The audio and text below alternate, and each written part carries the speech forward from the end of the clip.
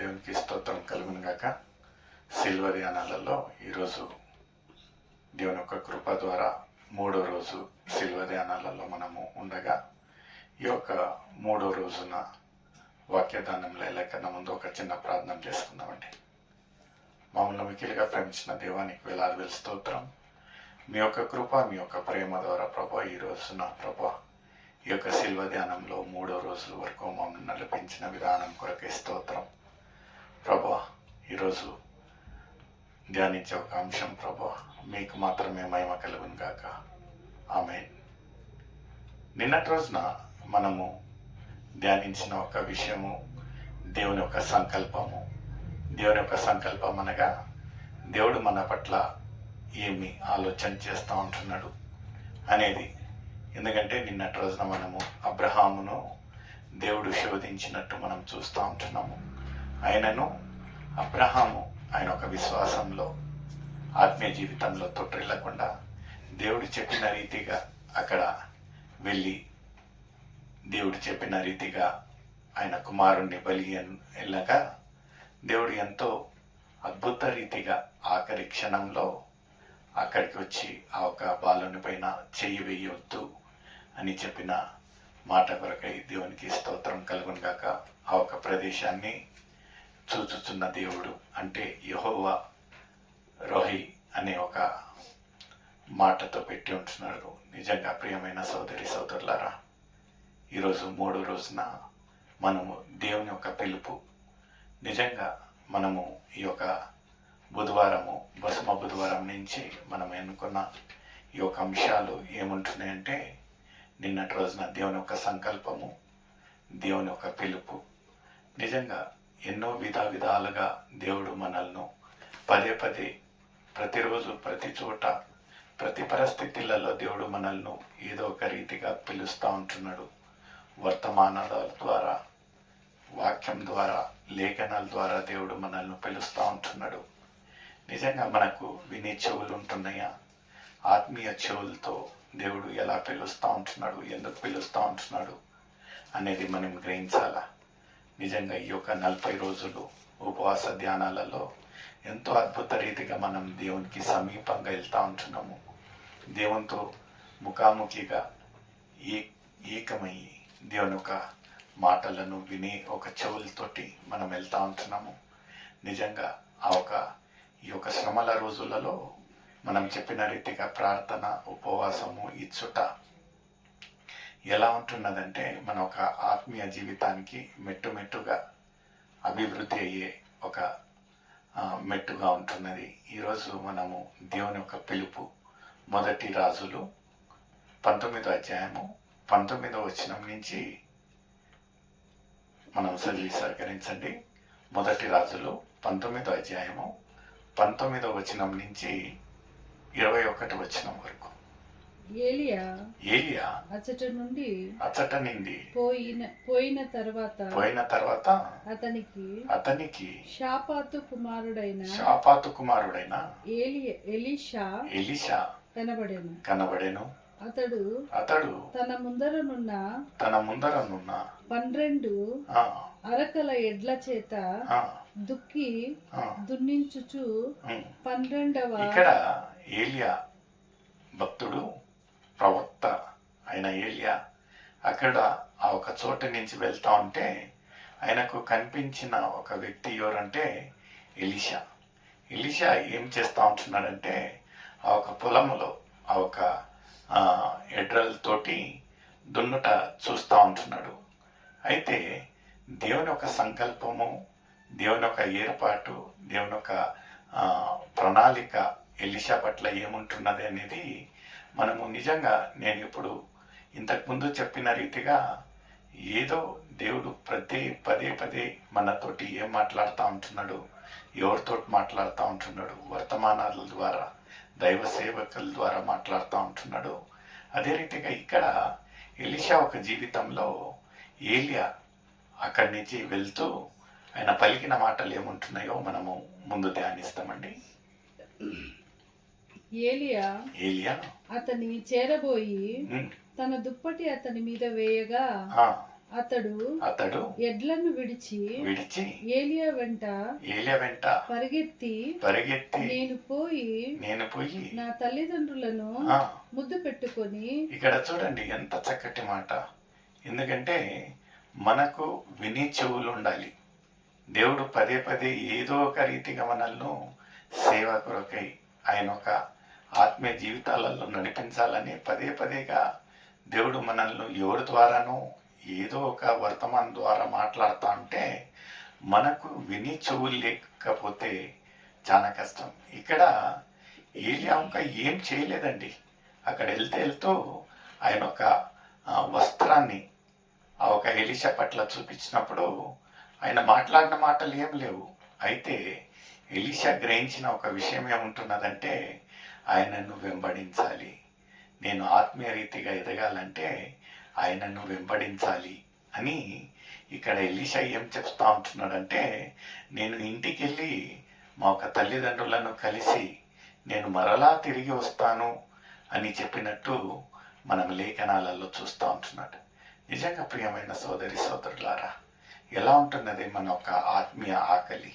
నిజంగా దేవుడు పదే పదే ఏదో ఒక రీతిగా మనల్ని పలకరించినప్పుడు, ఆయన ఒక సేవ కొరకే పిలిచినప్పుడు మనము నిజంగా లోకరీతిగా అక్కడ మనం పాకులాడుతూ ఉంటున్నామా, ఆత్మీయ రీతిగా ఆయన వెంట పడతా ఉంటున్నామా అనేది ఒక ఆలోచన, ఒక ప్రశ్న నీకు నాకైతా ఉంటున్నది.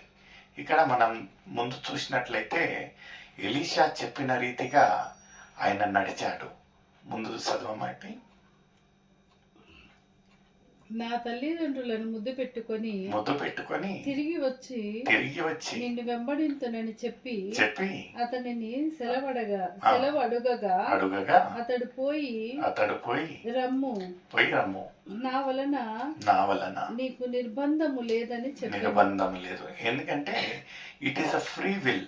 అంటే ఏ ఒక్క బంధకం లేదు, ఏ ఒక్క ఫోర్సు లేకపోతే ఏ ఒక్క ఒత్తిడి లేదండి. నిజంగా దేవుడు ఇంకా మన ఒక జీవితాలలో వచ్చేటప్పుడు ఆయన ఏమంటా ఉంటున్నాడంటే, నీ యొక్క హృదయ ద్వారం నేను వచ్చి తట్టుతా ఉంటున్నాను, మీరు ద్వారం తెరిచినట్లయితే మాత్రమే. ఆయన దూసుకొని వచ్చే ఒక దేవునిగా కాదండి. నిజంగా ఈజ్ అ ప్యూర్ జెంటల్మెన్. ఆయన ఏమంటా ఉంటున్నాడంటే ఇట్స్ అ ఫ్రీ విల్.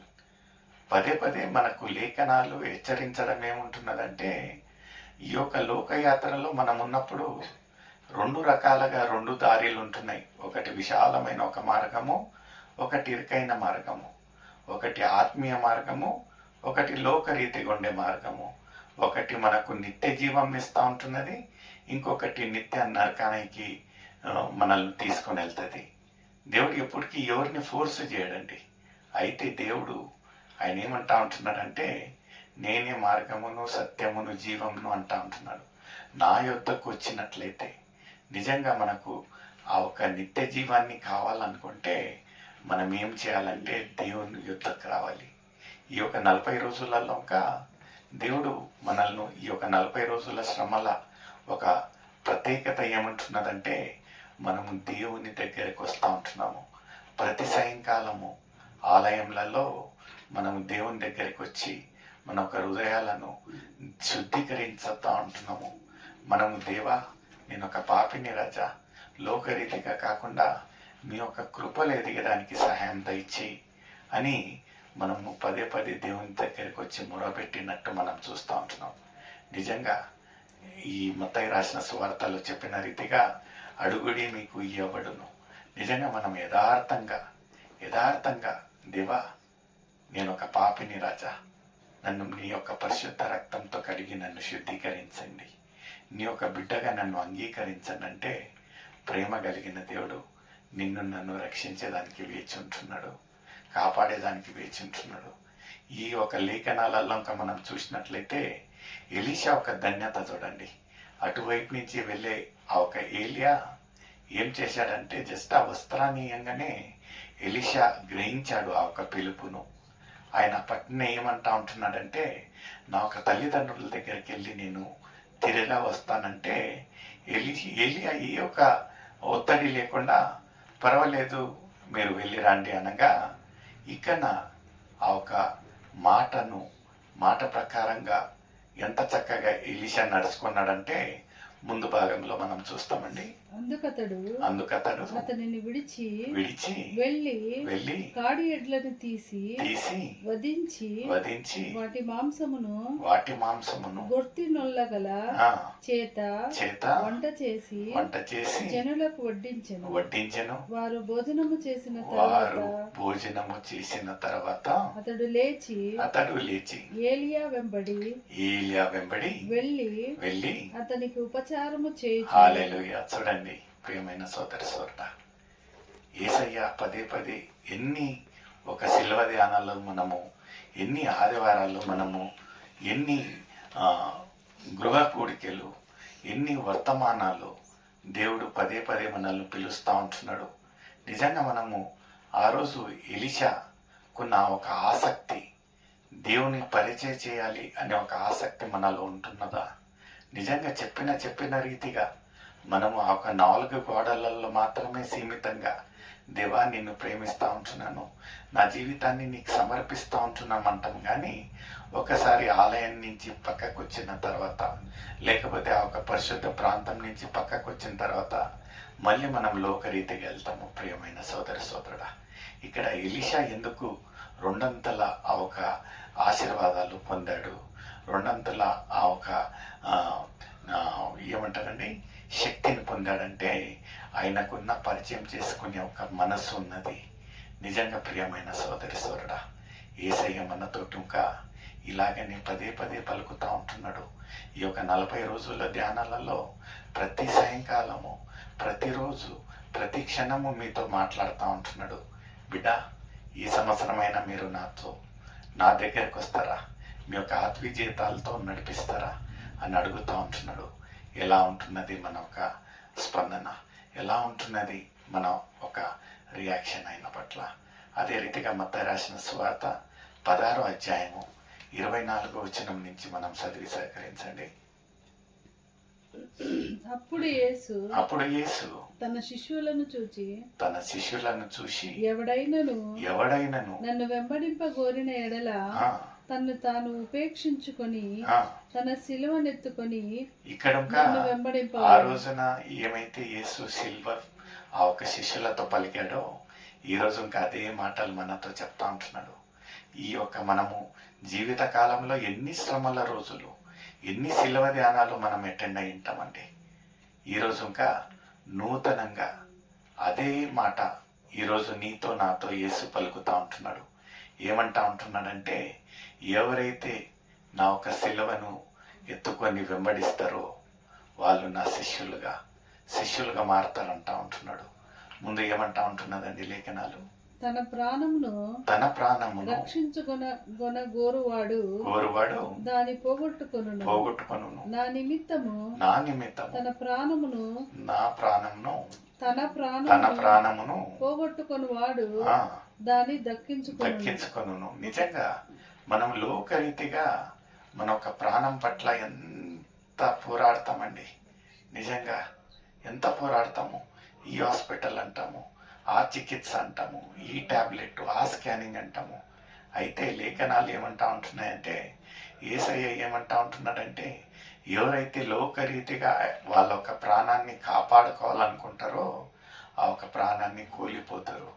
అయితే ఎవరైతే నా కొరకై వాళ్ళ ప్రాణము పెట్టేదానికి ఇంకా రెడీగా ఉంటారో వాళ్ళకు ఆ ఒక నూతనమైన ఒక ప్రాణాన్ని ఇస్తాను, ఆ ఒక నిత్య జీవాన్ని ఇస్తానని ఎంత చక్కగా లేఖనాలు చెప్తా ఉంటున్నాయి. నిజంగా ప్రియమైన సోదరులా, మనము ఆత్మీయ జీవితాలలో ఎంత ఓదార్పైన మాటలను మనం చూస్తూ ఉంటున్నాము. ఎందుకైతే మనము ఈ యొక్క లోకరీతిగా మనము జీవించాలి, మన ఒక ప్రాణాన్ని కాపాడుకోవాలంటే దేవుడు ఏమంటా ఉంటున్నాడు? యేసయ్య నేనే మార్గమును సత్యమును జీవం అని అంటా ఉన్నాడు. ఆయననే ఒక జీవంగా ఉంటున్నాడు. ఆయన ఒక జీవము మనలో ఉంటున్నదా? ఆ ఒక నిత్య జీవం కొరకై మనం ఏమన్నా పాకులాడుతూ ఉంటే ఆయన దగ్గరికి వెళ్దాం. మన ఒక హృదయాలను దేవునికి సమర్పించుకుందాం. మన ఒక ఆత్మీయ జీవితాలను దేవునికి సమర్పించుకుందాం. దేవుడు ఏమంటాడంటే, ఎవరైనాను ఆయన ఒక జీవితాన్ని నాకు సమర్పించినట్లయితే ఆయనకు నిత్య జీవాన్ని ఇస్తానంటా ఉంటున్నాడు. ముందు లేఖనాలు ఏమంటా ఉంటున్నాయండి? ఒక మనుష్యుడు లోకమంతయు సంపాదించుకొని తన ప్రాణమును. నిజంగా ప్రియమైన సోదరి సోదరుడా, మనము ఎంత కష్టపడతాము ఈ లోకరీతిగా, ఇది సంపాదన, అది ఇది అన్ని పాకులాడతాము. అయితే ఒకరోజు ఒక క్షణంలో మన ఒక జీవితాలు మరణము పొందినట్లయితే మనం ఏమైతే ఇంత కష్టపడి సంపాదిస్తూ ఉంటున్నామో అంత వ్యర్థమైపోతుంది. ప్రియమైన సోదరి సోదరుడా, ఇక్కడ ఒక లేఖనాలలో ఏమంటా ఉంటున్నానంటే, మీరు ఏమైతే ఇంత కష్టపడతా ఉంటున్నారో, లోకరీతిగా ఇంత పాకులాడుతూ ఉంటున్నారో, ఒక్కసారి మీ యొక్క ప్రాణము పోయినట్లయితే ఏమి లాభము అని కోరుతూ ఉంటున్నాడు. ఆత్మీయ రీతిగా మనకు లాభం కోరాలి, మనము విశ్వాసులుగా మనం లాభం కోరాలంటే దేవుని యొక్క రాజ్యంలో ఒక చోటును మనము తీసుకోవాలి. నిజంగా ప్రియమైన సోదర సోదరుడా, మనల్ని మనం దేవునికి సమర్పించినట్లయితే దేవుడు మన కొరకై అక్కడ స్థలాలను సిద్ధపాటు చేసినట్టు మనం చూస్తూ ఉంటున్నాము. ఆఖరి భాగంలో ఏముంటున్నదండి? 28వ వచనంలో, మనుష్య కుమారుడు తన రాజ్యముతో వచ్చుట చూచు వరకు మరణము రుచి చూడదని నిశ్చయంగా మీతో హల్లెలూయా. నిజంగా మనమైన రెండో రాకడ కొరకే సిద్ధపాటులో ఉన్నట్లయితే నిజంగా ఎంత ఓదార్పైన మాటలను మనం వింటా ఉంటున్నాం. ఆయన ఏమంటా ఉంటున్నాడంటే, మనల్ని మనం సిద్ధపాటు చేసుకుంటే నిశ్చయంగా ఖచ్చితంగా ఆయన ఒక రెండో రాకడ వరకు మనము సజీవులుగా దేవుడు సజీవులుగా ఉంచేదానికి వేచి ఉంటున్నాడు. నిజంగా ప్రియమైన సోదర సోదరుడా, దేవునికి ఎంతో గొప్ప సంగతి. ఈరోజు 3వ రోజు ధ్యానంలో మనం ఉండగా, నిన్నటి రోజున దేవుని ఒక సంకల్పము, ఈరోజు దేవుని ఒక పిలుపు. నిజంగా రాబోయే రోజులలో ఈ యొక్క 40 రోజుల శిలువ ధ్యానాలలో దేవుడు ప్రతిరోజు నూతనంగా మనతో ఏ రీతిగా మాట్లాడబోతా ఉంటున్నాడో మనం తెలుసుకుందాం. ప్రియమైన సోదర సోదరుడా, ఈ రోజున ఈ యొక్క ధ్యానము దేవునికి మాత్రమే మహిమ కలుగును గాక. May God bless you. Praise the Lord. Thank you.